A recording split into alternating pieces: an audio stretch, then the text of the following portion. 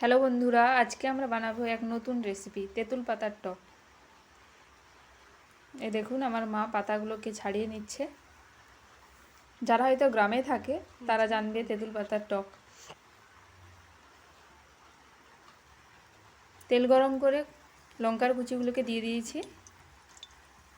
এরপরে 5 ফোড়ন দিয়ে দেব।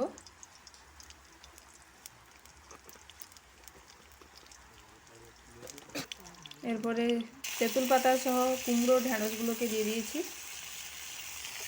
সবসময় তো আমরা তেঁতুলের টক আমচুরের টক খেয়ে থাকি। তেঁতুল পাতার টক এক নতুন ভিন্ন স্বাদের রেসিপি। এই সময় ছোট ছোট পাতা হয়ে থাকে, ওই পাতাগুলোকে তুলে নিয়ে এসে আমাদের বাড়িতে তেঁতুল পাতার টক করা হয়। দেখুন সবজিগুলোকে ভালোভাবে ভেজে নিলাম। এরপরে হলুদ গুঁড়ো দিয়ে দেব, স্বাদ মতো লবণ দিয়ে দিলাম,